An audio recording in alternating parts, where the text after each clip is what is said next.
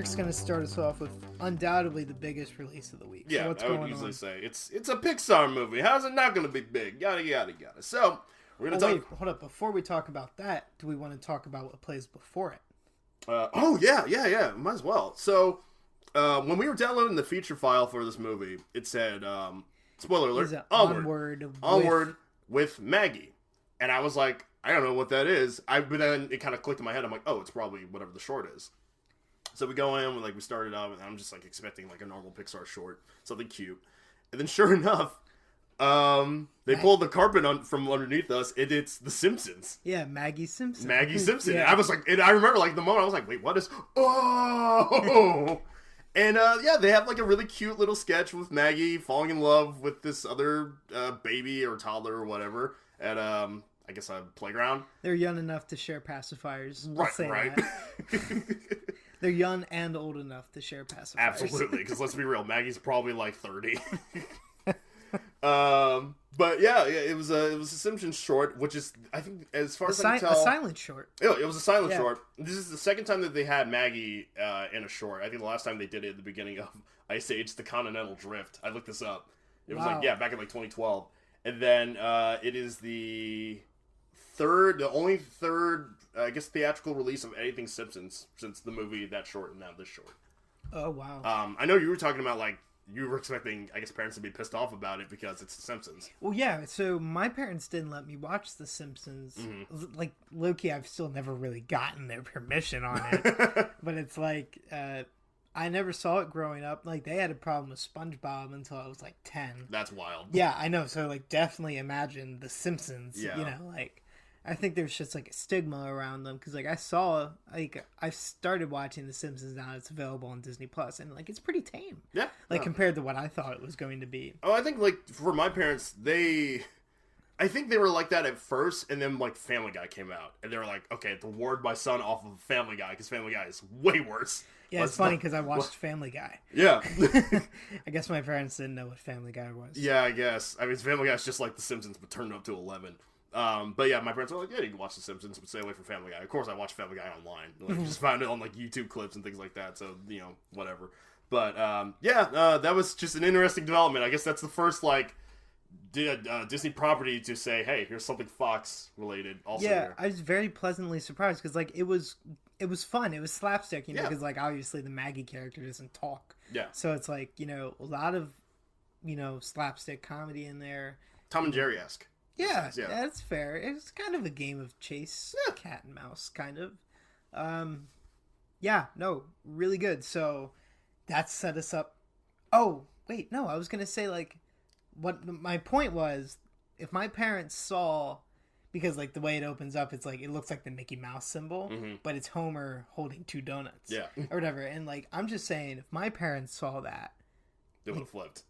Yeah, they would have flipped and they would have walked me out, if not complained to the management about it. And there's nothing we can do. There's nothing at all we can do about that. 2 separate files. Like, yeah, it's like that's just how it is. So the most you can do is just be like, all right, well, if you want to step out of the theater for a few minutes and then have somebody tell you when to come back in, we could do that. But like, it's what it is, man. But I mean, it really was delightful and like, harmless. Harmless. Don't be afraid of The Simpsons. Yeah, it's tame. Trust me. But yeah, moving into the actual movie itself, Onward. It's directed by Dan Scanlon, who has worked with Pixar before. He made Monsters University, which I think we both agreed is an okay movie. I didn't like it that much. I didn't like it. No. I don't remember much of it. I mean, compared to Monsters Inc., it's nowhere near as good. That's Pete Docter. You can rarely get as good as Pete Docter. And then Soul's coming out. Soul's coming out. Which is where we'll probably see our Pixar short. Absolutely. But it's set in a suburban fantasy world, and it follows 2 elf brothers who are set out on a quest to basically complete a spell that the younger brother, played by Tom Holland, screws up, to bring back their deceased father. It stars, like I said before, Tom Holland, Chris Pratt. It also stars Julia Louis-Dreyfus as their mom, and Octavia Spencer as probably one of my favorite characters in the movie, the Manticore. This movie, we both had you definitely had low expectations for it. No, I really was not. Yeah, you were excited for it at all. No. I thought at least it would be okay. Like, I was like, it's not going to be... I think we both have really high hopes for Soul. Not to bring up the later Pixar movie, but I think a lot of us were like, that's going to be the big Pixar movie. This is going to be like the thing that ushers us into 2020 Pixar. But the movie, not exactly surprisingly enough, but like had a lot more heart than I was expecting it to be. I think both of us were deeply affected by the brother-brother relationship, but also the father-son relationship between the two brothers. The whole idea is that... There's a lot of dust in the room. No. You gotta start yelling at my ushers about it. Okay, so we start about that. So the animation quality of this movie, it's Pixar standard. It's really good. It looks great. There's a lot of like little detail. I was saying in the beginning of the movie, there's a lot of dust in Tom Holland's character's room, and you can just see every speck, and it's kind of impressive. It's just, I can't imagine how long it took to render any of this movie. So once again, Pixar, really good at animating. Who knew? But the story itself, like I said, it's a story. You would think it's more so about like just this journey to bring the dad back, but really what it is, it's about two brothers coming together. Because right off the bat of the movie, Chris Pratt's character Barley, he's essentially the screw up. You know, he's the one. He's over the top and loud. He listens to heavy metal. He reminds me a lot of me, and I really dig the character. He's into the old history of the fantasy world that they used to live in. And everybody kind of just thinks of it as a joke. Whereas Ian, he's the more studious, like, tightly wound up character. They're completely different. And Ian, Barley really wants to love his brother, but Ian kind of wants nothing to do with him. He's embarrassed by him. Yeah. So while they go on this journey to bring their dad back, it's more so a quest for them to learn to love each other and to understand how they need each other in order to be brothers, like their family. You can't get away from your family that often. I think for me, I have no brothers. I'm the only boy in my family, beside my dad. So to me, I have to relate it differently to like my sisters. Like I often feel like Barley, and I feel like my older sisters are both Ian, but like I guess cooler. So it's often that vibe of like trying to relate to them, or trying to like live up to the standard that they both kind of set, for the kids. So in that regard, I really could relate to this movie a lot. I think for you, it definitely hit you hard because you have a brother. Yeah, I have a brother and I have like a sick dad. Yeah. So it's like I really underplayed the emotional impact. Yeah. Because like these Pixar movies have like, I don't know another company that is able to manifest itself in its audience as well as Pixar. It's just, you can see yourself in pretty much any character in these movies, and I really underestimated this movie, but I'll let Eric talk about it. I mean, like, even like with the Manticore too, how she's like, man, I used to live this like grandiose big life, and now I'm like just working this day job and I hate it. And not that I hate my job in the customer service industry. It is not that I hate my job, but like there are often times where I'm like, man, I could be doing anything else and I'd probably be happier.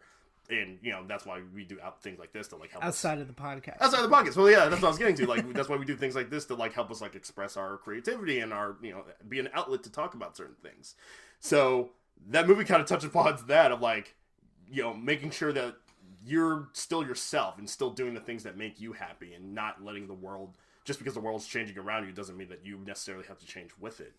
I think across the board in terms of the voice acting, I think everybody did a good job. Tom Holland, you can tell, was kind of iffy in the beginning, but also that may have just been his character.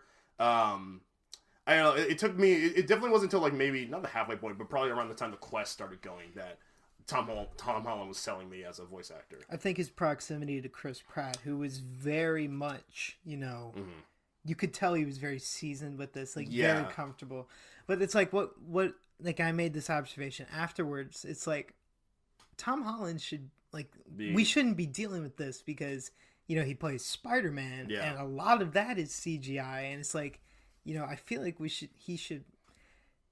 Maybe it's because it's like a whole new character instead of somebody like he might have grown up with. But it's like I feel like you could tell that he was either less comfortable or less experienced than pretty much everybody around him. Well, I think the other thing is that there's still I guess a form of him being on a set at some point while playing that character. So he's in the suit occasionally and like wearing the I guess the faux mask occasionally, and then eventually he'll go to a studio to like record everything else. So I think there's like two parts to it. He understands it because he has to play that character live action, and then he also has to play the CGI version of it. Whereas Chris Pratt, he did Lego movie. He's done 2 Lego movies, and is just a very talented, I guess, over the top sort of actor anyway. So it really works out in both ways. Julia Louis-Dreyfus was also really good. Much better than in Downhill. Yeah. God, I forgot about that movie altogether. And Octavia Spencer was great. She absolutely was having the time of her life playing the Manticore. And like I said, it was easily one of my more favorite characters in this movie. Really, just wild. And I think overall for me, this movie made me want to, like, as soon as the movie ended, I was like, I want to go buy some fantasy books and just read them. Like, I forgot how much I love, like, old style fantasy with, like, elves and manticores and elks and, well, not elks, those exist, but, like, centaurs and things like that. So I think anyone who's, like, a fan of D&D, or anything like Lord of the Rings-esque will absolutely enjoy this movie. I'm curious about kids. I think this movie's definitely more geared towards adults, but it's pretty enough that kids will probably enjoy it. All right. Ask yourself, how many Pixar movies are like that, though? I mean, a majority of them, yes. But I still think it will resonate with kids. I don't think it will have any problem in that department. You know, like WALL-E is a very heavy movie, and that was one of my favorite movies when I don't even know when that came out. That was one of my original DVDs. Was Really? WALL-E. And it's a movie that I've appreciated more as I've grown up. So I don't see kids having any problems. I remember hating WALL-E as a kid. Wow. It was like 8th grade for me, so it was like middle school, and I was like, they don't talk. And then it wasn't until we've come. I watched it like 2 years later, and I was like, I never finished that movie. And I watched it, and I was like, oh my god, this is one of the best Pixar movies ever. What the hell was I talking about? So, yeah, and I mean, I think kids will enjoy it. They will also be terrified of one specific moment in the movie, towards the end of it. That's just caught me off guard. Unicorns suck, man. You know, like, and one other point I want to say is, like, this movie doesn't, like, reinvent any wheels. No. I'll be talking about a movie in a minute that doesn't reinvent any wheels, but does so in such an annoying way. Onward, it's like there's some scenes that, like, are just so tributary. Like, there's one, like, Indiana Jones sequence, and you're like, wow, they like Indiana Jones. And then the next one is like Lord of the Rings. You're like, wow, they like Lord of the Rings. Right. It's like, and there's no problem with that. It's just, you know, if you can do it and be obvious about it, but, like, I guess play it as you are. Like, not play it as you are, but, like, play it with the knowledge that you're paying tribute to something else. You know, then the audience can have fun.